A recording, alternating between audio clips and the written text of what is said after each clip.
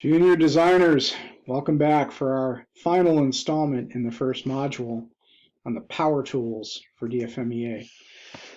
This is the lesson I promised on describing function of electromechanical systems using the functional basis. Already given a brief introduction to what the functional basis is, but here's some material on what it is and where it came from. This is a lexicon of function and flow terms.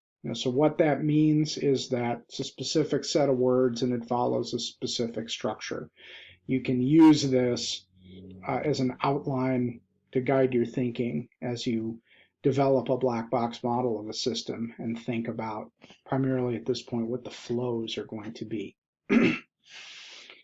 Developed as a joint effort between Missouri S&T, you see down at the bottom of the screen, that's formerly University of Missouri-Rolla.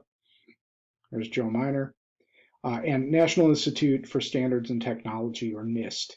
So what this is, not only just a list of function and flow terms, but it's agreed on at a fairly high level. It's been recognized as a national standard, and it's used in many engineering design programs in universities at undergraduate and graduate levels. Which is very nice because when you have that many people speaking the same language, there are a lot of benefits. One is that it's repeatable and comprehensive means of describing a system, and that functional models indicate when there's a difference, indicate differences in understanding of the system, not differences in choice of language. So if everyone agrees to use the same set of words, then ideally, and there have been a lot of studies that show that this actually works, if you give everyone the same design and ask them to describe it with this set of words, they will describe it the same way and they'll all have the same understanding of what it is. That is extremely powerful when we're working in distributed groups, and I think now that you've all been doing a lot more work at home, you understand more how important it is to be able to develop a shared understanding when all you can exchange are written documents. So that was the original idea for why the functional basis was developed. There's been a lot of really cool research that's been done, so this is a good time to bring this up. My colleagues that I included in the last slide are all actively engaged in graduate research in the field of engineering design. So if you've been thinking about grad school and haven't yet found some kind of subject that is really interesting to you, and you've been thinking, I never thought of the idea of doing graduate work somewhere that I could think specifically about tools that would enable an engineering design process. It's an active research field, and let me know. I'd be very happy to connect you with some of my colleagues who are still doing work in this area. Including everyone you saw in my acknowledgement slide in the last section, all still actively engaged in engineering design research. Let's look at the basis.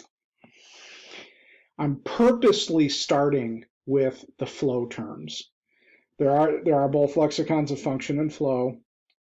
First thing we're going to talk about is flows, because that's what you see when you do the black box model. And I'll break this out so you can see what's in there. There are primary, secondary, and tertiary levels, and then there are also correspondence. So it means it's a 3-level hierarchy, and then there can be some terms that are synonymous with terms that are in the primary 3 classes. So you'll see when you look through material right below human, you've got the 3 states of matter: solid, liquid, and gas.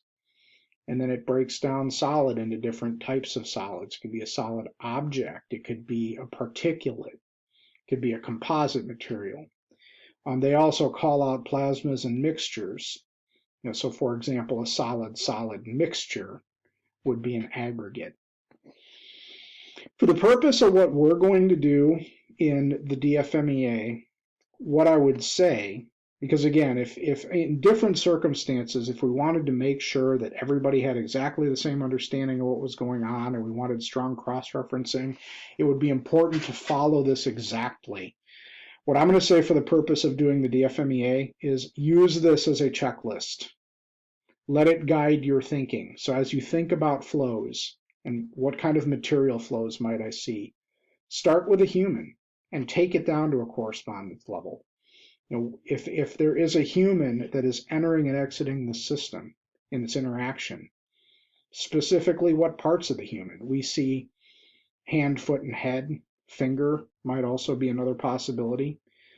So you can be very specific about the human.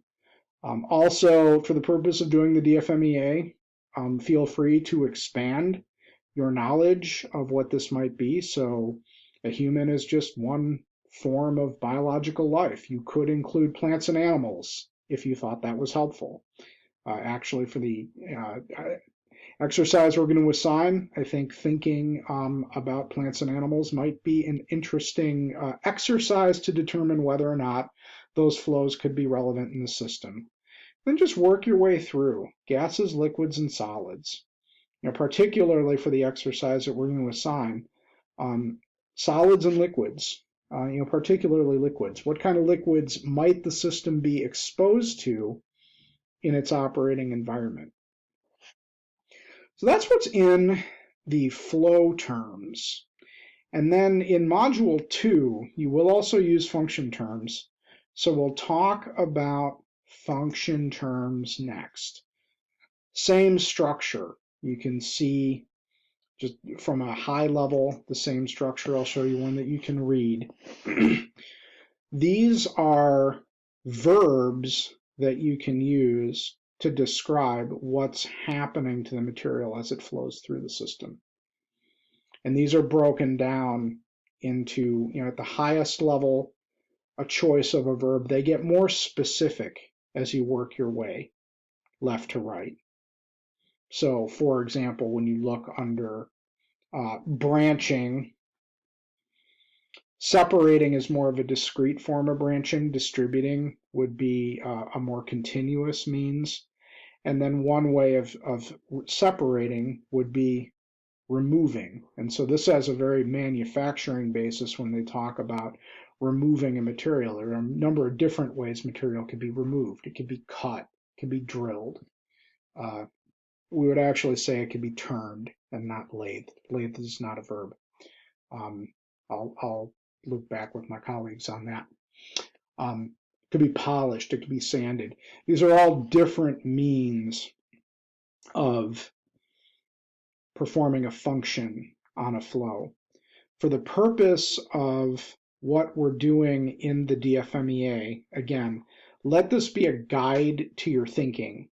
What I have observed in functional modeling is that the most challenging part can be developing a sense for how to describe engineering function, specifically with verbs that talk about what is happening to that flow within the system. Use this as a guide for your thinking from a standpoint of, are you using a higher level or lower level verb in the taxonomy? You see one and it makes you think of another one that you like better. Is it okay to choose at first, second, or third level? Is it okay to choose a correspondent? Is it okay if another one occurs to you that you like better? Absolutely, yes. The way that I like to think about this, heard it from one of my pastors in Michigan. He was talking about tradition in the church, but I think it applies specifically for how we're using the basis in DFMEA just as well here. Does the functional basis serve us, or do we serve the functional basis? And for what we're doing with the DFMEA, I want the functional basis to serve us. So use it as a way of helping you move forward. If you're stuck and you need to think of a good verb, there's a list here that works well, and you can use it to choose one and move on. It'll help you accelerate as you start thinking about how to describe operations on flows. If you get to the point that you don't like your choices, you're having trouble choosing between one or another, for the purpose of what we're doing, that's not a big deal. Just pick a verb and move on, because the main thing at this point will be to come up with those descriptions of function and flow. Because once we have a description of function and flow, then we can start talking about what is that function and flow intended to look like. And for the purpose of DFMEA, what we're really talking about is what else could happen besides that intended function and flow. And that's where the guide words come in. We're getting ahead of ourselves. So you've now seen the functional basis. You can use these flow terms. You've seen the process of generating a black box model. That is where we will stop for the purpose of the first module, be asking you to do an exercise where you construct a black box model specifically using or guided by the flow terms in the functional basis. And we will come back to the rest of the power tools for DFMEA in Module 2 later this week. So, hope you enjoyed the exercise, and thanks for your attention.